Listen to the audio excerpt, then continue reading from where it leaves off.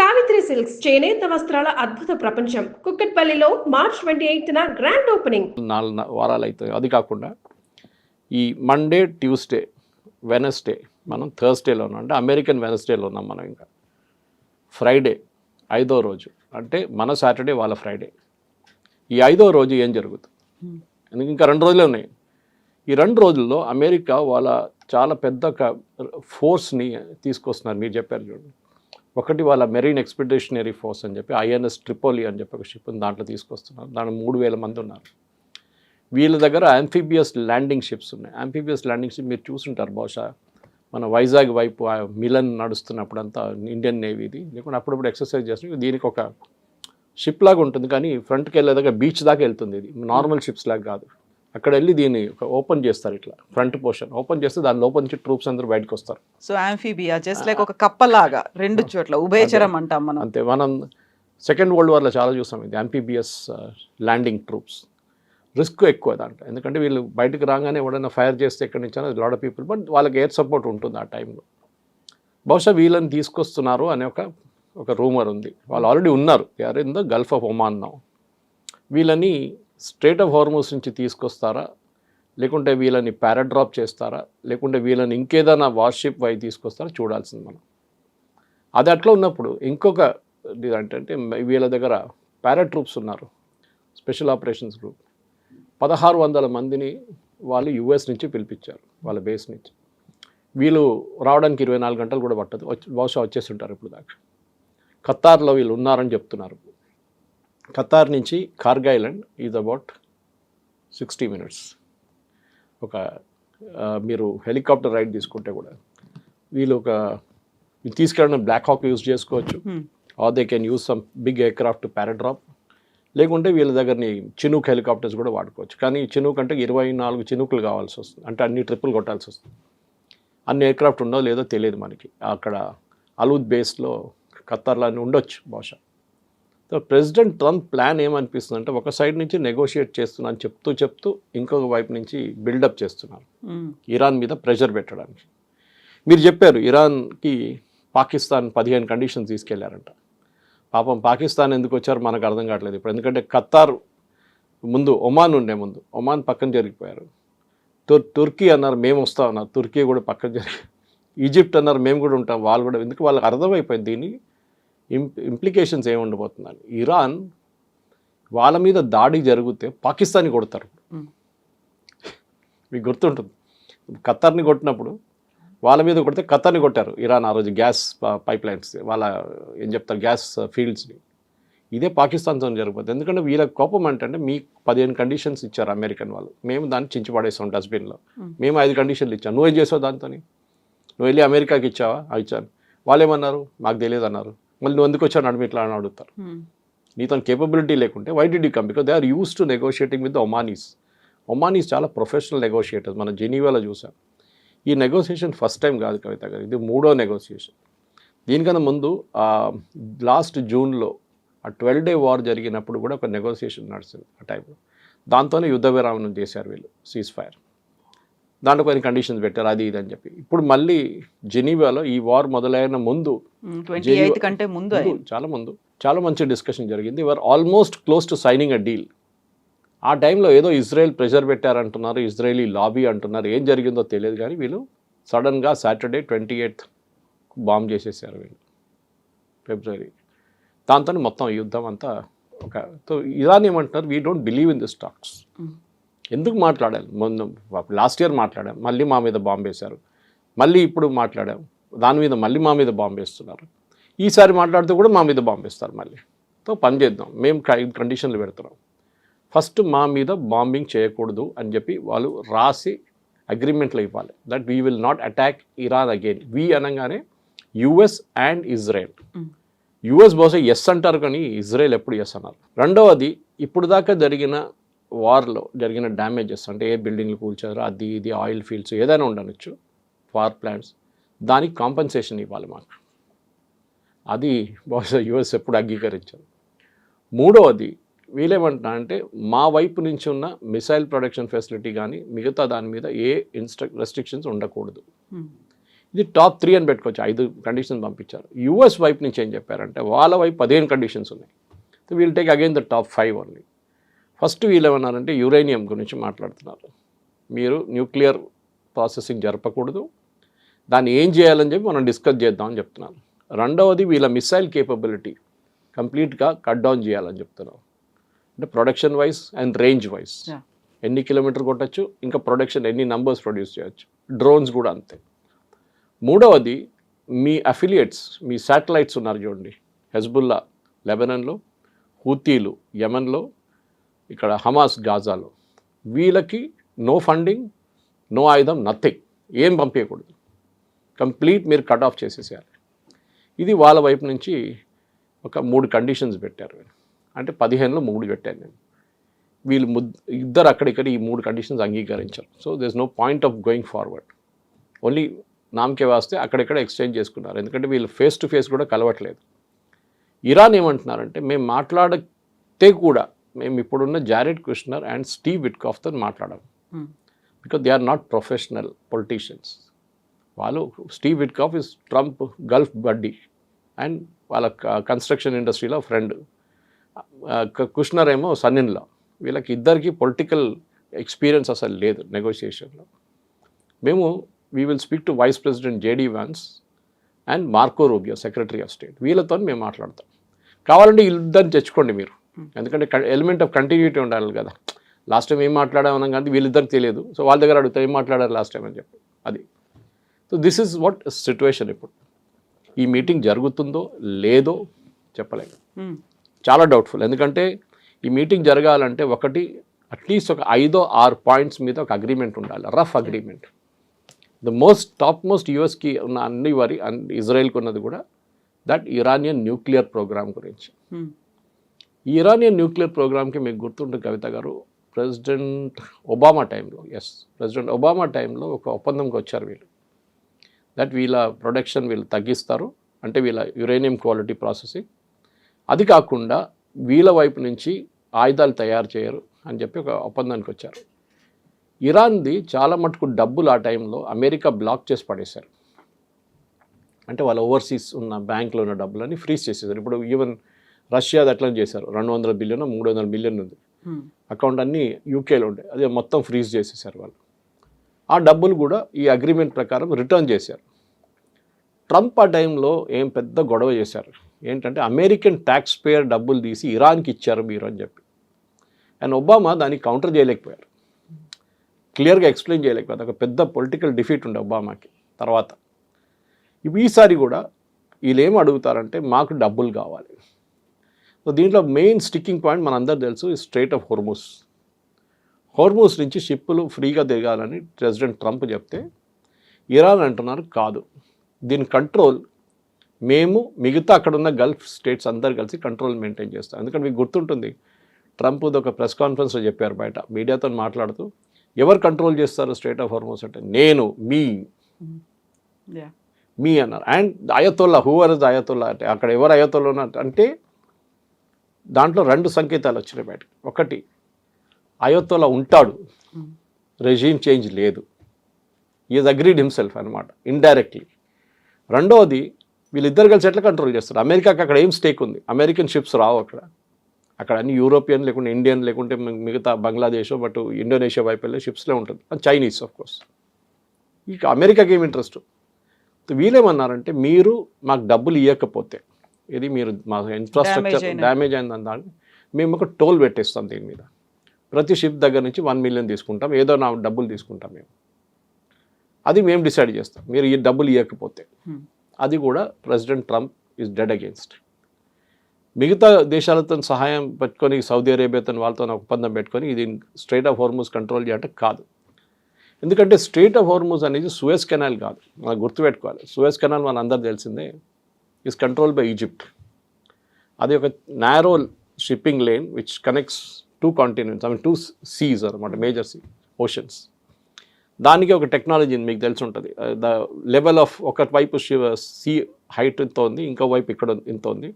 So దీన్ని balance చేయడానికి ఇక్కడ నీళ్ళు నింపుతారు. షిప్ని తీసుకొచ్చి వీళ్ళు క్లోజ్ చేసిన తర్వాత ఈ హైట్ పెంచుతారు పంపింగ్ చేసి నీళ్ళు. దాని తర్వాత అటువైపు వచ్చినప్పుడు దాన్ని మళ్ళీ దిప్పుతారు, షిప్ బయటకు వెళ్ళిపోతుంది. ప్రతిరోజు hundreds of ships cross, but చాలా స్లోగా వెళ్తుంది ఆ ప్రాసెస్. ఈజిప్ట్ టోల్ తీసుకుంటారు. టోల్ అంటే ఒక ఛార్జ్ సూయజ్ కెనాల్, ఎందుకంటే చాలా ఇది ఆపరేషన్ చాలా కాంప్లికేటెడ్. టగ్ బోట్స్ ఉంటుంది, దాంతోపాటు వాళ్ళ supervisor hundreds and thousands of people పనిచేస్తారు ఒక్కొక్క షిప్ మూవ్ చేయాలంటే. చాలా స్పేస్ నేరో ఉంది, depth is only 20 meters. Super tankers travel చేయలేరు దాంట్లో. కానీ మీరు మొత్తం ఆఫ్రికా తిరిగి రాలక్కర్లేదు. మీరు you can just cross the Suez canal, you will save almost 15 days travel మీది సేవ్ అయిపోతుంది. అది పెద్ద సేవింగ్ షిప్స్. ఆ పరిస్థితుల్లో అదే ఇక్కడ తీసుకొస్తారంటే కాదు, ఎందుకంటే హోర్మూజ్ అనేది ఒక ఓపెన్ ఓషన్ లాగా ఉంటుంది మీకు. అక్కడ మీరు ఏం చేస్తారు, ఇట్లాంటి పని చేయకూడదు అని చెప్పి యుఎస్ అంటున్నారు. కానీ ఇరాన్ అంగీకరించట్లేదు. వాళ్ళ దగ్గర ఉన్న మేజర్ ట్రంప్ కార్డ్ కవిత గారు ఈజ్ స్ట్రెయిట్ ఆఫ్ హోర్మూజ్. అది వాళ్ళు ఎప్పుడు వాళ్ళకి అర్థమైపోయింది. And this is something America యుద్ధం మొదలయ్యే ముందే అర్థం చేసుకోవాలి ఉండే. దట్ స్ట్రెయిట్ ఆఫ్ హోర్మూజ్ మీద ఇరాన్ కన్ను ఉంటుంది ఎప్పుడు. వాళ్ళ లాస్ట్ ట్రంప్ కార్డ్ అదే. సరే ఇప్పుడు ఏం చేస్తారు? ఇప్పుడు మనం మాట్లాడాం, వెరీడ్ ఎక్స్పెడిషనరీ ఫోర్స్ ఒకటి వస్తున్నారు, 3,000 మంది. 82nd ఎయిర్బోర్న్ డివిజన్ వస్తున్నారు, 1,600 people. ఈ 82nd ఎయిర్బోర్న్ ట్రూప్కి అడ్వాంటేజ్ ఏంటంటే వాళ్ళు పారాట్రూపర్స్. వాళ్ళు 24 గంటలకు ఆపరేషన్కి వస్తారు, అంతే. ఫినిష్ చేసి వాళ్ళు వెళ్ళిపోతారు. ఫర్ ఎగ్జాంపుల్ ఒక ఎయిర్ ఫీల్డ్ ఉందనుకోండి కార్గ్ ఐలాండ్ మీద, ఇరాన్లో ఉన్న కార్గ్ ఐలాండ్. దాన్ని క్యాప్చర్ చేయాలంటే వీళ్ళని పంపించాలి. అది వేరియస్ రూట్స్తో వస్తారు. మనం మాట్లాడడం చూడండి, ఇప్పుడు అయితే ల్యాండింగ్ ఫోర్స్ ఉండొచ్చు, పారాట్రూప్ చేయవచ్చు వాళ్ళని, లేకుంటే ఇంకా వార్షిప్లో తీసుకురావచ్చు, ఏదైనా రూట్లో తీసుకురావచ్చు. కానీ వాళ్ళని మీరు కాపాడుకోవాల్సి వస్తుంది, ఎందుకంటే వాళ్ళు అక్కడే వచ్చి కూర్చున్నారు అనుకోండి కార్గ్ ఐలాండ్, వీళ్ళు పైనుంచి మిసైల్ మొదలు పెడతారు, డ్రోన్లు మొదలు పెడతారు. So you have to give air support. And దీంట్లో ఎక్స్పర్ట్స్ వీళ్ళు. అండ్ వీళ్ళ దాంట్లో ఈ మెరైన్స్ వస్తున్నారు చూడండి, వాళ్ళు చాలా డిఫరెంట్ జాబ్స్ హ్యాండిల్ చేస్తారు. ఇంజనీరింగ్ యూనిట్ ఉంటారు, సిగ్నల్ యూనిట్స్ ఉంటారు, ఆర్మర్డ్ యూనిట్స్ ఉంటారు, for example even catering units ఉంటారు, మెడికల్ యూనిట్స్, అందరు ఒక కంబైన్డ్ ఫోర్స్ లాగా ట్రావెల్ చేస్తారు వాళ్ళు. వాళ్ళని ఒక ఏరోడ్రమ్ వాళ్ళ దగ్గర హ్యాండ్ ఓవర్ చేస్తే, ఒక ఎయిర్పోర్ట్ రన్వే హ్యాండ్ ఓవర్ చేస్తే వాళ్ళు చూసుకుంటారు అక్కడి నుంచి. అప్పుడు వీళ్ళు వెళ్ళిపోతారు, ద పారాట్రూపర్స్ వెళ్ళిపోతారు, వీళ్ళు ఉంటారు. అది క్యాప్చర్ చేసుకుంటే కార్గ్ ఐలాండ్, బికాజ్ అదొక్కటే ఒక ఏం చెప్తారు, ఐ థింక్ ద మేజర్ ఒక రీజనింగ్ ఇప్పుడు అదే ఒక్కటే కనిపిస్తుంది. ఈ సాటర్డే బహుశా జరగవచ్చు, ఎందుకంటే డెడ్లైన్ అయిపోతుంది. అది జరిగితే ఏమవుతుందంటే ఇరాన్ కంప్లీట్ రెవెన్యూ అమెరికా చేతిలో ఉంటుంది. వెనజువేలా లాగా, వెనజువేలాలో అదే చేశారు కదా. ఇప్పుడు అక్కడి నుంచి ప్రతి షిప్కి అమెరికా డబ్బులు తీసుకుంటారు. ఓకే, ఎందుకంటే మేము ఎప్పుడో పెట్టుబడి పెట్టాం, మాది $100 billion ఉంది అక్కడ, మాకు రాలేదు డబ్బులు అని చెప్పి షెవ్రాన్ కానీ ఎక్సన్ మొబైల్ వాళ్ళని తీసుకుంటారు. ఇదే బహుశా కార్గ్ ఐలాండ్తో కూడా జరగవచ్చు. జరిగితే ఇరాన్ ఏం చేస్తారు, then that should be the next situation. Exactly. ఇప్పుడు ఆల్రెడీ ట్రూప్స్ని డిప్లాయ్ చేయబోతున్నారు అనుకున్నప్పుడు దే విల్ బి లైక్ ఒక బూట్స్ ఆన్ ద గ్రౌండ్ అని మనం అనుకుంటాం. అది డైరెక్ట్గా దిగొచ్చేమో అనేటువంటి, ఇప్పుడు నేవీ కావచ్చు, ఎయిర్ ఫోర్స్ ఇప్పటిదాకా ఉంది, బట్ ఆర్మీ కూడా రాబోతోంది అనుకున్నప్పుడు ఇరాన్ ఎక్స్పెక్ట్ చేస్తోంది ఏం జరుగుతుంది అనేది. ఖమేనీ చనిపోక ముందు నుంచి కూడా అన్నిటినీ పెట్టుకున్నారు కాబట్టి, స్ట్రాటజీ అంత ప్లాన్ అయింది కాబట్టి అంత ఈజీగా కూడా యాక్సెప్ట్ చేయదు కదా. మళ్ళీ వాళ్ళు ట్రూప్ వస్తోంది అనుకుంటే వీళ్ళకంటూ ఒక స్ట్రాటజీ ఉంటుంది. డెఫినెట్గా అది మనం ఒక వార్ సెనారియోలో ఎప్పుడు ఎక్స్పెక్ట్ చేయాల్సింది. ప్రెసిడెంట్ ట్రంప్ చేసిన అన్నిటికంటే పెద్ద తప్పు ఇది. ఈ యుద్ధం మొదలయ్యే ముందు మేము ఇది చేస్తే ఇరాన్ ఏం చేస్తారు, ఒక వార్ సెనారియో ఉంటుంది. మేము కొడుతూనే వెళ్తాం, ఇరాన్ ఏం చేయరని కాదు కదా, వాళ్ళు చేస్తారు, వాళ్ళు కూడా దే విల్ రియాక్ట్. కానీ అది యాంటిసిపేట్ చేయలేదు యుఎస్. ఒకటి, ఇరాన్ వాళ్ళ నేబర్స్ మీద బాంబ్ చేస్తారనేది అమెరికా ఎప్పుడు ఊహించలేదు. అరే సౌదీ అరేబియా పక్కన నుంచి చాలా ఫ్రెండ్లీ కంట్రీ, అక్కడ అటు పక్కన ఇరాక్ ఉన్నారు, ఇటు పక్కన కువైత్ ఉంది, ఖతార్ ఉంది, అక్కడ బహ్రెయిన్ ఉంది, వీళ్ళందరూ వాళ్ళతో ఉండాల్సిందే కదా. ఎప్పుడు అంటారు you cannot choose your neighbours అంటారు. వాళ్ళు ఉంటారు, ఇప్పుడు మీకు నచ్చకపోతే కూడా ఉంటారు మీ నేబర్స్ మీ దగ్గర. సో అట్లాంటి పరిస్థితి. నో టైం అటాక్ చేసింది ఇరాన్. Correct. And that day itself 28th itself ఇజ్రాయెల్ని కొట్టడం అని దాంట్లో కొత్తది ఏం లేదు, అది వాళ్ళు రెగ్యులర్గా చేస్తూ ఉంటారు. కానీ మిగతా ఫ్రెండ్స్ని కొట్టడం అనేది అది పెద్ద మార్పు వచ్చేస్తుంది. అండ్ వాళ్ళు కూడా రియాక్ట్ చేయలేకపోతున్నారు. మీరు చూడండి, వాళ్ళు సౌదీ అరేబియా కానీ, సౌదీ అరేబియా కూడా గుడ్ ఎయిర్ ఫోర్స్, వాళ్ళు ఇరాన్ ఈజీగా అటాక్ చేసుకోవచ్చు. ఇన్ఫ్యాక్ట్ నిన్న ఒక న్యూస్ రిపోర్ట్లో, I think it was New York Times, దాంట్లో ఏం చెప్పారంటే Saudi Arabian prince Mohammed bin Salman ఏమన్నారంటే అమెరికా దగ్గర చెప్పారంట, మీరు యుద్ధం ఆపకండి, you go fight and finish off Iran. మీకు ఏం సహాయం కావాలంటే చెప్పండి, మేము ఇస్తాం మీకు ఎయిర్ బేస్ యూసేజ్, ఫైనాన్స్గా మీరు డబ్బులు ఏం కావాలంటే మేము హెల్ప్ చేస్తాం, కానీ ఆ ఇరానియన్ రెజీమ్ ఉండకూడదు. ఇప్పుడు మీరు ప్రెసిడెంట్ ట్రంప్ ప్లేస్లో ఉంటే కవిత గారు ఏం ఆలోచిస్తారు, ఇరానియన్ రెజీమ్ని ఎట్లా మార్చాలి? అక్కడ ఇప్పుడు ముగ్గురే ఉన్నారు మాట్లాడడానికి రెడీగా ఉన్న ముగ్గురే ఉన్నారు. అంటే వాళ్ళు ఇప్పుడు దాకా చనిపోలేదు వాళ్ళంతే, అంత చెప్పొచ్చు. వాళ్ళు ఇంకా అటాక్ చేసి చంపలేదు వీళ్ళు. ప్రెసిడెంట్ కరెక్ట్, ప్రెసిడెంట్ పెసికిషాన్ ఆయన ఉన్నారు, speaker and this foreign minister, వీళ్ళు ముగ్గురే ఉన్నారు, కనిపిస్తున్నారు కూడా. ప్రెసిడెంట్ అయితే ఒక బ్లండర్ చేసిండు అన్న పెసికిషాన్. ఆయన యుద్ధం మొదలుగానే సౌదీ అరేబియా మీద బాంబ్ చేయగానే ఒక అపాలజీ చెప్పాను, sorry we made a mistake, ఇంకా జరగదు ఇప్పుడు నుంచి అని. ఇమ్మీడియట్గా విత్డ్రా చేయాల్సి వచ్చింది. With in half an hour revolutionary guards వాళ్ళని ఆయన ఫోర్స్ చేశారు విత్డ్రా చేయడానికి. So he is not interested. ఆయన పొజిషన్ చాలా వీక్ ఉంది. ట్రంప్ చెప్పారు చూడండి, మేము చంపకపోతే వాళ్ళ మనుషులు చంపుతారు వాళ్ళని అని చెప్పేసి, there people will kill them అని. So we don't know who to speak. మేము ఎవరితో మాట్లాడి మాకు అర్థం కావట్లేదు, ఇరాన్ ఎవరున్నారు మాకు తెలియదు. మేము అనుకున్నాం లారిజానీతో మాట్లాడదాం అనుకున్నా కానీ ఇజ్రాయెల్ వచ్చి ఆయన కూడా కొట్టేశారు. And he was the most pragmatic face. ఆలోచించండి, ఇజ్రాయెల్ లారిజాని చంపినప్పుడు నాకు కూడా డౌట్ వచ్చింది, వై హిమ్? ఎందుకంటే అమంగ్ ఈ నలుగురు, ఇప్పుడు మనం చెప్పిన 3 పేర్లతో 4వ పేరు ఈయనది. అండ్ ఆయన would have been a great choice, because ఆయనకి రెవల్యూషనరీ గార్డ్ మీద పట్టుంది, ఆయనకి ఆర్మీ మీద పట్టుంది, అండ్ ఆల్సో పొలిటిక్స్ మీద అండ్ రిలీజియస్ లీడర్స్. నలుగురిని వీళ్ళు ఆయన తీసుకెళ్ళగలరు, తోడు తీసుకెళ్తారు, కలగరు, కానీ ఆర్ని చంపేశారు ఆయన. ఇప్పుడు ఎవరితో మాట్లాడతారు మళ్ళీ మీరు? You have to speak to only these 3 people. వీళ్ళు ముగ్గురికి అంత పవర్ లేదు. Whereas the speaker of the Iran parliament Mohammed Khalifa, ఆయన దీనికన్నా ముందు ఎయిర్ ఫోర్స్ చీఫ్ ఉండే, and he was also the chief of the revolutionary guards. ఈ 2 పదవులు చాలా careful, especially revolutionary guards. So ఆయనకు ఆ పవర్ ఉంది ఒకటి, కానీ he the hard line religious bent of mind. అంత ఈజీగా అమెరికా చెప్పిన మాటలు వినరు. సో బహుశా వీళ్ళు ముగ్గురులో ఎవరినో ఒకరిని మాట్లాడుతున్నారు ఇరాన్తోని అమెరికా డైరెక్ట్గా, కానీ ఎవరని చెప్పట్లేదు. ఇరానియన్ ఫారెన్ మినిస్టర్ అయితే డినై చేసేసి, మేమైతే మాట్లాడలేదు, ట్రంప్తోనే మాట్లాడుకుంటున్నాడు, and he's just playing for the markets. ఈ మార్కెట్ రేటు, ఆయిల్ రేట్ తగ్గించడానికి చేస్తున్నారు, మిగతా ఏం లేదు position, which is sort of correct. కానీ ఇప్పుడు జరిగే దాంట్లో కవిత గారు, ఈ నెక్స్ట్ 24 hours to 48 hours చాలా క్రూషియల్గా ఉండబోతుంది. ఎందుకంటే ఇరాన్ మూవ్ కాకపోతే ట్రంప్ దాని ఒక ఎక్స్క్యూజ్గా యూజ్ చేసుకుంటారు. నేను చూడండి, నేను ఎంత ఓపెన్గా ఉన్నాను, నేను 15 కండిషన్ పెట్టాను, డిస్కస్ చేయడం అని చెప్తే వాళ్ళు రాలేదు, వాళ్ళు మీటింగ్కి, ఏం చేయమంటారు నన్ను అన్నాడు. And that is why Monday to Friday పెట్టుకున్నారు ఆయన, సాటర్డే పెట్టుకోలేదు, 6 days అని చెప్పలేదు, 5 days అని చెప్పారు. సో దట్ ఎగ్జాక్ట్లీ ఫ్రైడే రోజు మార్కెట్, యుఎస్ మార్కెట్ క్లోజ్ చేయగానే అటాక్ అనేది బహుశా కరెక్ట్ జరుగుతుంది. సో ఇప్పటిదాకా మనం ఇరాన్ గురించి పెట్టే కండిషన్స్ గురించో, లేకుంటే అమెరికా ఇస్తున్నటువంటి 15 ఫార్ములా గురించో మాట్లాడుకుంటున్నాం, కానీ ఇజ్రాయెల్ మాత్రం తను ఏం చెయ్యాలనుకుంటుందో ఆ పని చేస్తుంది. అండ్ ట్రంప్ని మళ్ళీ లాగాలి అనేటువంటి ప్రయత్నాలు కూడా చాలా ఎక్కువగానే చేస్తుంది. ఎందుకని ఇజ్రాయెల్ అసలు మాట్లాడట్లేదు? నెతన్యాహు ఎప్పుడో ఒకసారి కనిపిస్తున్నారు తప్ప ట్రంప్ లాగా ఆయన చెయ్యట్లేదు అసలు. మాట్లాడడం అనేది you're talking about press conference లాగా? ఎగ్జాక్ట్లీ. అక్కడ ఏమవుతుంది, వాళ్ళ స్ట్రాటజీ కావచ్చు, లేకపోతే ఫండ్స్ గురించి కావచ్చు. ఇజ్రాయెల్లో ఇప్పుడు ఒఫిషియల్ పొలిటికల్ బ్రీఫింగ్ కన్నా వాళ్ళ ఆపరేషనల్ బ్రీఫింగ్ ఎక్కువ ఉంటుంది. ఇప్పుడు ఐడిఎఫ్ చూడండి, ఇజ్రాయలీ డిఫెన్స్ ఫోర్సెస్ రోజుకి 2-3 సార్లు బ్రీఫింగ్ ఇస్తారు. వాళ్ళ ఆపరేషన్ డీటెయిల్స్, లెబనాన్లో ఏం జరిగింది, లిటానీ రివర్ దగ్గర కొట్టాము మేము, ఇన్ని బంకర్లు డిస్ట్రాయ్ చేసాము, ఇన్ని లాంచ్ ప్యాడ్ డిస్ట్రాయ్ చేసాము, వాళ్ళు బ్రీఫింగ్ ఇస్తారు రెగ్యులర్గా. అది ఉంటుంది, కానీ పొలిటికల్ బ్రీఫింగ్ అని చాలా తక్కువ.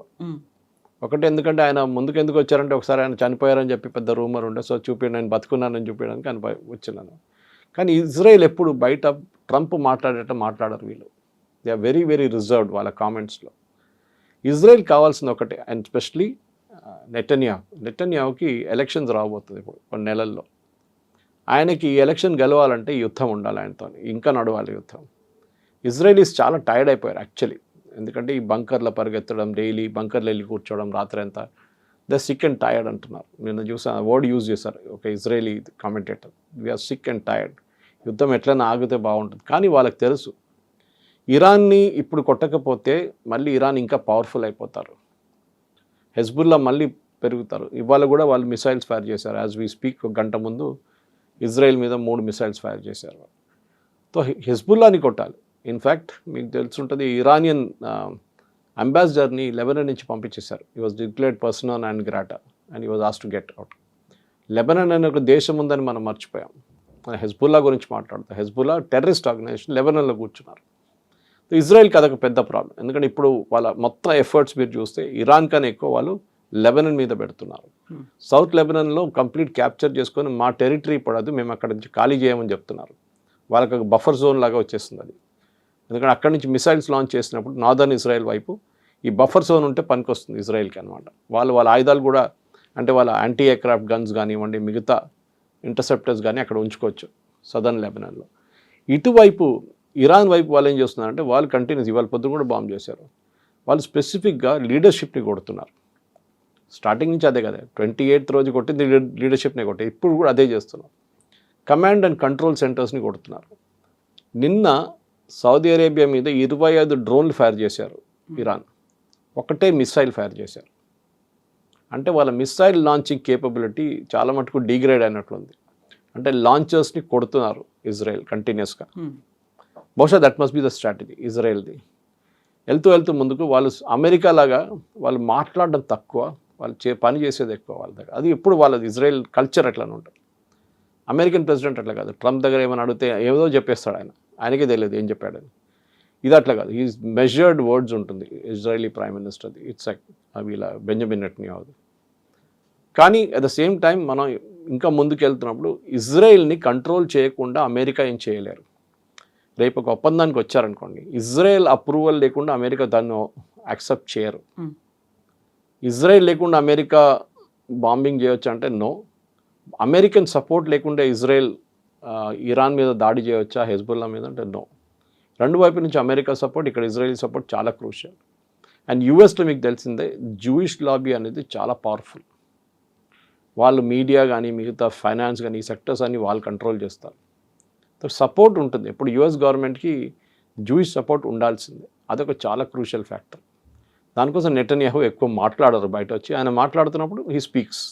వాళ్ళ పబ్లిక్ ఎంగేజ్మెంట్స్ కనిపిస్తారు, ఆర్మీ యూనిట్స్ కలవడానికి వెళ్తున్నారు, రెస్టారెంట్కి వెళ్తున్నారు, ఆ వీడియోలు బయటకు వస్తుంది.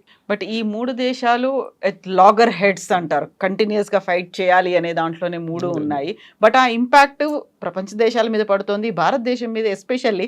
బయటికి వెళ్తే ట్రాఫిక్ జామ్లు అనేవి రోడ్ల మీద కనిపించట్లేదు, పెట్రోల్ బంకుల్లో కనిపిస్తున్నాయి, లాంగ్ క్యూస్ అనేవి ఉన్నాయి. You take any time, morning నుంచి మిడ్ నైట్ వరకు అదే పరిస్థితి ఉంది. క్రైసిస్ ఆర్టిఫిషియల్గా క్రియేట్ చేశారా, నిజంగా ఉందా, ప్రభుత్వం ఏం చేస్తోంది? క్రియేటెడ్ క్రైసిస్ ఇది. అంటే ఇది పానిక్ బయింగ్. ఇది నిన్న కావాల్సిన ఫ్యూయల్ హైదరాబాద్లో సప్లై అయింది, దానికన్నా 605 కిలోలీటర్ ఎక్స్ట్రా సప్లై అయింది. కానీ ఏమవుతుందంటే ఒక రోజుకి సప్లై ఇన్ని వాళ్ళ అండర్ గ్రౌండ్ ట్యాంక్లో ఒక కెపాసిటీ ఉంటుంది పెట్రోల్ బంక్లో. వాళ్ళు ఒక రోజుకి ఫిలప్ చేసుకుంటే బహుశా ఒక రోజు 2 రోజులు వాళ్ళకి నడుస్తుంది. ట్యాంకర్, ఈ ట్యాంకర్లన్నీ most of the petrol bunk దగ్గర ట్యాంకర్లు ఉండదు. ఈ ట్యాంకర్ పంపిస్తుంది అంతా అది ఐఓసీఎల్లో, బీపీసీఎల్లో, హెచ్పీసీఎల్. వాళ్ళు టెండర్ పిలుస్తారు ట్యాంకర్కి. సంవత్సరం పాటు టెండర్ ఉంటుంది. ఇప్పుడు సడన్గా వాళ్ళకి 1200 ట్యాంకర్లు కావాలి ఎక్స్ట్రా. అది సరే పక్కన రాష్ట్రంలో ఉందంటే అక్కడ కూడా అదే క్రైసిస్. ఈ పానిక్ బయింగ్ ఎందుకు జరుగుతుందని ఎవరికి అర్థం కాదు. ఇది ఏదో వాట్సాప్ గ్రూప్లో మెసేజ్ వచ్చి ఉంటుంది. మన దగ్గర we have more than 62 days, అంటే 62 రోజులు కావాల్సిన ఫ్యూయల్ మన దగ్గర ఉంది ఇప్పటికి కూడా. ఎందుకంటే మన కంటిన్యూస్ మనకు షిప్స్ వస్తూనే ఉన్నాయి. So that's not a problem. అది రాగానే ఒకసారి గుజరాత్ పంపిస్తారు, లేకుంటే ముంబై పంపిస్తారు, లేకుంటే మ్యాంగ్లూరు పంపిస్తారు, లేకుంటే కొచ్చిన్ పంపిస్తారు, లేకుంటే అటువైపు విశాఖపట్నం పంపిస్తారు. So that all over the country distribution pipe lines ఉంటుంది వాళ్ళకి. ఎక్కడ ఫ్యూయల్ షార్టేజ్ లేదని చెప్పారు. సజ్జనార్ గారు చెప్పారు, స్టీవెన్ రవీంద్ర గారు చెప్పారు, ఈవెన్ ఉత్తమ్ కుమార్ రెడ్డి గారు చెప్పారు, దేర్ ఇస్ నో షార్టేజ్. అది కాంగ్రెస్ గవర్నమెంట్లో ఉన్న మినిస్టర్ చెప్తున్నారు, there is no shortage, don't panic. ఈ ప్యానిక్ బయింగ్ అనేది మన ఇండియన్ కల్చర్లో ఉంది. రేపు పొద్దున్న నుంచి పాలు రాదు మీకు అంటే వెళ్ళి 10 లీటర్ పాలు కొనుక్కొచ్చి ఇంట్లో పెట్టుకుంటారు. అట్లా మన వాళ్ళు చేస్తారు అట్లాంటి పనులు. ఎందుకు మీరు ఫుల్ ట్యాంక్ కొట్టుకుంటే ఏం చేస్తారు మీరు? వాళ్ళకి లాజిక్ లేదు. మీరు గుర్తుంటుంది కవిత గారు, దీనికన్నా ముందు మోదీ గవర్నమెంట్ వచ్చే ముందు ఇది రూపాయి అక్కడ ఇక్కడ పెంచుతుండే వీళ్ళు అప్పుడప్పుడు. ₹2 ఒకసారి, ₹1, ₹1.50 లీటర్కి. ఒకరోజు ముందు అనౌన్స్ చేస్తారు రేపు పొద్దున్న నుంచి రూపాయి పెరుగుతుందని. ఇవాళ సాయంత్రం మొత్తం లైన్ కట్టేస్తారు పెట్రోల్ బంక్ బయట. గంట కూర్చుంటారు. ఆటో రిక్షా డ్రైవర్ నుంచి BMW అందరూ ఉంటారు లైన్లో. వాడు maximum fuel tank full tank కొట్టుకుంటే 50 లీటర్లు, ₹50 సేవ్ అవుతుంది. BMWకి ₹50 సేవ్ చేసుకొని ఏం చేసుకుంటాడు అర్థం కాదు నాకు. I can still understand auto rickshaw driver. ₹50 ఏం చేసుకుంటాడు? అదే దానికోసం 2 గంటల సేపు లైన్లో నిలబడతాడు, టైం వేస్ట్, కానీ ఉంటాడు. ఇది మనం మెంటాలిటీ. ఇది ఎల్పిజి చూడండి, ఎల్పిజి మన దేశంలో నేను ఆ రోజు చెప్పాను కూడా 33 కోట్ల కనెక్షన్స్ ఉంది మనకి. 33 కోట్లు అంటే ప్రతి ఇంట్లో ఒక ఎల్పిజి ఉంది. బికాజ్ ఈ మల్టిప్లై బై 4 పాపులేషన్ ఇండియన్ పాపులేషన్కి వచ్చేస్తుంది. కానీ చాలా ఇంట్లో ఇప్పుడు కూడా వాళ్ళు పిఎన్జి వాడుతున్నారు. ఇప్పుడు గవర్నమెంట్ ఇమ్మీడియట్ ఏం చెప్పారంటే you have to start PNG distribution immediately. Last 2 రోజుల్లో 2 లక్షల కనెక్షన్స్ ఇచ్చారు. పైప్ న్యాచురల్ గ్యాస్ గవర్నమెంట్ దగ్గర, అది కూడా బయట నుంచి ఇంపోర్ట్ చేసేది, ఏదో మనం తయారు చేసేది కాదు, కానీ ప్రాసెస్ చాలా ఈజీ దానికి. ఎల్పిజి ఆ ప్రాసెస్ అట్లా కాదు. ఎల్పిజి స్టోరేజ్ చాలా డిఫికల్ట్, ఎందుకంటే ప్రెషర్లో స్టోరేజ్ చేయాల్సి వస్తుంది, హై ప్రెషర్లో. దానికోసం ఎక్కువ స్టోరేజ్ చేయలేము. వేరే ఆయిల్ మనం ఎంత స్టోర్ చేసుకోవచ్చు, అండర్ గ్రౌండ్ ట్యాక్స్ ఉంది, స్ట్రాటజిక్ రిజర్వ్స్ ఉన్నాయి, అన్నీ ఉన్నాయి మన దగ్గర. దానికోసం 62 రోజులు అంటాము. ఎల్పిజి కంటిన్యూస్ వస్తూనే ఉండాలి. అండ్ అఫ్కోర్స్ ఆయిల్ ప్రొడక్షన్ నుంచి ఎల్పిజి ప్రొడ్యూస్ చేసుకోవచ్చు, బ్యూటేన్, ప్రొపేన్ అన్నీ వస్తుంది దాని నుంచి. ఎందుకు? మీకు హీలియం ఉంది. మీరు ఎంఆర్ఐ మిషన్ నడిపేయాలంటే మీకు హీలియం కావాలి. మీరు సెమీ కండక్టర్ ఇండస్ట్రీ కావాలంటే హీలియం కావాలి. మనం అనుకుంటాం మనం ఓన్లీ కుకింగ్, ప్రాసెసింగ్ దీని గురించి మాట్లాడతాం. మన దేశంలో ఉన్న 92% కనెక్షన్స్ డొమెస్టిక్, 8% కమర్షియల్, అంటే కిచెన్లు కానీ, ఇండస్ట్రియల్ కిచెన్స్ కానీ, రెస్టారెంట్స్ కానీ వీళ్ళకి. కానీ ప్రెషర్ చూడండి ఎక్కడికి వస్తుంది, వాళ్ళ మీద కూడా వస్తుంది. సో గవర్నమెంట్ ఏమంటున్నారు, మీరు పిఎన్జి తీసుకోండి. పిఎన్జి తీసుకుంటే మీ ఎల్పిజి ఆటోమేటిక్ సస్పెండ్ అయిపోతుంది, గవర్నమెంట్కి సేవింగ్ వస్తుంది. గవర్నమెంట్ ఇప్పుడు మీరు చూస్తుంటారు, ఇవాళ పొద్దున కూడా న్యూస్ వచ్చిన పేపర్లో, చాలామంది బుక్ చేసిన వాళ్ళకి క్యాన్సిలేషన్ నోటీస్ వచ్చేసింది. ఎందుకు వచ్చింది అది? బికాజ్ ఒకటే అడ్రస్లో వాళ్ళకి 4 కనెక్షన్లు కనిపిస్తున్నాయి ఇప్పుడు. So they using AI to check. ఒకటే ఇంట్లో, ఒక అడ్రస్లో, ఒకటే బిల్డింగ్లో, ఒకటే ఫ్లోర్లో, ఒకటే ఫ్లాట్లో 4 కనెక్షన్స్ కనిపిస్తుంది వాళ్ళకి. సో క్యాన్సిల్ చేసి పడేశారు 3. ఆబ్వియస్లీ వీళ్ళు స్టాక్ చేసుకుంటున్నారు. ఇది ముందేం చేస్తారా, 3 కూడా ఆర్డర్ చేయరు. ఇప్పుడు ప్యానిక్ వచ్చినప్పుడు అన్ని ఆర్డర్ చేశారు సడన్గా, అప్పుడు పట్టుబడ్డారు. So government is saying PNG తీసుకోండి. I think that's most sensible. మా ఇంటి దగ్గర ఒక చాలా బిజీ అనే ఒక పరాటా సెంటర్ ఉంది. వాడి గారు వెళ్ళి చెప్పాను, వాడికి తెలియదు. వాడు అంటున్నాడు, సార్ నా డబ్బులు ఉన్నాయి సార్, నేను ఇస్తాను, చెప్పండి వాళ్ళకి ఇవ్వమని చెప్పి. నాకు 8 స్టవ్లు ఉన్నాయి, అంటే గ్యాస్ స్టవ్స్ ఉన్నాయి, నేను ఎల్పిజి కోసం కొట్టుకుంటాను ఇప్పుడు కాదు, ఈవెన్ బిఫోర్ ఆల్సో సార్, నాకు అది ఇచ్చేసి అయిపోతుంది, ఒకసారి అడ్రస్ ఇస్తారని చెప్తే నేను I gave the address. Bhagyanagar gas ఎవరిది? రిలయన్స్ది అది. So that culture has to come. దాంట్లో మీకు ఎల్పిజి ఆర్డర్ చేయక్కర్లేదు, మీరు ఆన్ చేస్తే గ్యాస్ ఉంటుంది, ఎప్పుడు మీకు టెన్షన్ ఉండదు దానికి. I think that culture Covid టైంలో మోదీ గారు చెప్పిన మాట ఆ రోజు, అది కూడా మిస్అండర్స్టాండ్ చేసుకున్నారు. కోవిడ్లో మనం ఎట్లా హ్యాండిల్ చేసామో అట్లనే మనం ఇప్పుడు కూడా ఇమ్మీడియట్ రూమర్స్ లాక్డౌన్ పెడుతున్నారు మోదీ గారు. అదే హింట్ ఇచ్చాడు. ఎందుకు లాక్డౌన్? మీకు ఏదో పాండమిక్ రాలేదు కదా. మోదీ గారు ఏం చెప్పారంటే, ఆ టైంలో మనం ఎట్లా డిసిప్లిన్ పాటించామో, రోడ్ల మీద వెళ్ళకుండా ఇంట్లో ఉండి అది చేసుకో, అది చెప్పగానే అచ్చా ఇంట్లో ఉండమంటున్నారు మోదీ గారు అందరినీ, అక్కడ చెప్పలేదు ఆయన. So that's is the misunderstanding అన్నమాట. నాకు చాలామంది నాకు అడిగారు, నా దగ్గర ఫోన్ చేసి, మెసేజ్, సురేష్ గారు లాక్డౌన్ ఉంటుందా, ఎందుకు ఉంటుందని వాళ్ళ దగ్గర అడిగాను రిటర్న్ నేను. Why lockdown? You have to arrive at a certain sense of discipline. ఈ డిసిప్లిన్ మన దాంట్లో లేదు. కవిత గారు, పోలీసోడు కనిపించకపోతే రెడ్ లైట్ జంప్ చేస్తాడు 100% మనోడు. ఓకే, పోలీసోడు ఉంటేనే ఆపుతాడు. అక్కడ కెమెరా ఉంటే అది కూడా చూస్తాడు, కెమెరా లేకుండా వెళ్ళిపోతాడు పోలీసోడి దగ్గర. ఇది మన ప్రాబ్లం. ఎవడో 10 మంది లైన్లో నిలబడాలని మనం కూడా వెళ్ళి నిలబడతాం అంత. ఏంట్రా అంటే, మీరు నిలబడారు కదా, మీ అంటే నేను కూడా ఉంటాను. ఇది మన ప్రాబ్లం. బ్రిడ్జ్ పై నుంచి కింద చూస్తుంటాడు ఒకడు, 10 మంది వస్తారు, ఏం చూస్తున్నాడు నాకేం తెలుసు, కింద ఏదో నేను చూశాను, నువ్వు ఎందుకు వచ్చినా అంటాడు. ఇది చీలుడి భైంసుడి అంటారు హైదరాబాద్లో, రూమర్స్ది. ఓకే, ఇది మనం ఒక డిసిప్లిన్ మన లైఫ్లో తీసుకురావాలి. నేను మొన్న మా అల్వాల్ బంక్ వెళ్ళినప్పుడు రాత్రిపూట వెళ్తే 11 కార్లు ఉండే. I don't want to fill up. నేను ఇంటికి వెళ్ళిపోయి పొద్దున 7 గంటలకు వచ్చాను, మళ్ళీ ఇంటి దగ్గరే సత్య పెట్రోల్ బంక్ అని. 3 కార్లు ఉన్నాయి, ఫిల్అప్ చేసుకున్నాను. వాడు అన్నాడు, సార్ ఫుల్ ట్యాంక్ కదా సార్ అన్నా. వద్దు, నాకు వద్దు, నాకు 2000 రూపీస్ కొట్టు చాలు అన్నాడు. ఏం సార్ ఇట్లా అంటున్నా, మీరు అందరు ఫుల్ ట్యాంక్ కొట్టించుకున్నా? అక్కర్లేదు, మిగతా వాడికి పనికి వస్తాయి కదా నేను కొట్టుకుంటే. నేను ఫుల్ ట్యాంక్ కొట్టుకుని ఏం చేసుకోవాలి, నాకు తెలుసు నాకు వారం దాకా నడిచిపోతుంది. That is all. Panic buying లో సిద్దిపేట రోడ్లో పోతున్నాడు, ఆడు వెళ్తూ అదే సిద్దిపేటలో ఉండదేమో, ఇక్కడ కొట్టించుకుందాం, ఇక్కడ కొట్టించుకుంటాం. ఇది దిస్ యాటిట్యూడ్ మన షార్టేజెస్లో ఒక టైంలో ఉండే. కరెక్టే, షార్టేజెస్ మన దేశంలో చాలా మటుకు ఉండే. పాలు లేకుండే. నేను స్కూల్లో ఉన్నప్పుడు కూడా పొద్దున పూట పాలు కోసం లైన్లో నిలబడాలి, వెళ్ళి ప్యాకెట్ పాల కోసం. అదంతా పోయింది కదా. ఇప్పుడు మీ ఇంటికి కావాలంటే ఏ కంపెనీ నుంచైనా మీకు పాలు వస్తుంది. దాట్ యాటిట్యూడ్ మారాలి. ఇప్పుడు చూడండి కొంచెం తగ్గింది, ఇవాళ కొంచెం ప్యానిక్ బయింగ్ తగ్గింది. కానీ బంక్లు ఏమంటున్నారు, ఈవెన్ టుడే మార్నింగ్ నేను దూరదర్శన్ డిబేట్లో ఉన్నాను పొద్దున లైవ్లో, దాంట్లో అన్నారు అదే సేమ్ పాయింట్. ఇక్కడ ఉన్న పెట్రోలియం డీలర్స్ అంటున్నారు, మా దగ్గర మీకు ఎంత కావాలంటే అంత పెట్రోల్ ఇస్తాం, మీరు ఎన్ని ఫుల్ ట్యాంక్లు కావాలంటే కొట్టించుకోండి, కానీ వీ విల్ నాట్ గివ్, క్యాన్లో మేము ఇవ్వము. దట్ ఈస్ సంథింగ్, ఎందుకంటే డేంజరస్ అది. ఈ టెంపరేచర్లో మీరు క్యాన్లో తీసుకొచ్చి పార్కింగ్ లాట్లో పెట్టుకుంటే అది ఎప్పుడు వెళ్తుందో తెలియదు. అది ఇట్స్ హైలీ డేంజర్. నిన్న ఒక ఆటో రిక్షా డ్రైవర్ని చూశాను నేను. వాడు 10 లీటర్లు 2 క్యాన్లు పెట్టుకొని పోతున్నాడు. ఎందుకంటే నాకు వారం పనికి వస్తుందంట. రే నువ్వు ఎందుకు నీకు వారం ఎక్కడ పెట్టుకుంటా? ఇంట్లో పెట్టుకుంటా సార్. ఇంట్లో ఇంకా డేంజరస్ రా బాబు అంటే అర్థం చేసుకుంటలేరు మనం.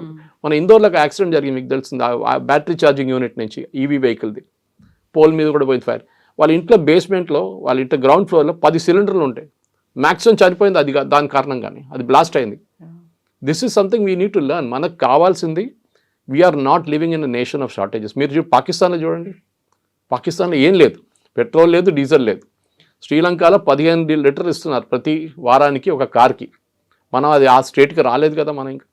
కానీ ఎవరో చెప్పారంట రూమర్, అరే 20 లీటర్లు కొట్టిస్తున్నాడు వారానికి అంత. అట్లా ఏం రాలేదు. కానీ మన పరిస్థితికి రాకుండా చూసుకోవడానికి మన రెస్పాన్సిబిలిటీ ఉంది. యాజ్ అ సిటిజన్ ఆ సివిక్ సెన్స్ మనకి లేదు. Let us accept it. పక్కనోడు చచ్చాడు కానీ నేను బతకాలని చూస్తాడు మన వాళ్ళు. ఆ యాటిట్యూడ్ మనకుంది. అది మనం మార్చుకోవాల్సింది. ఈ క్రైసిస్లో ఇది ఒక పెద్ద లెసన్. Thank you.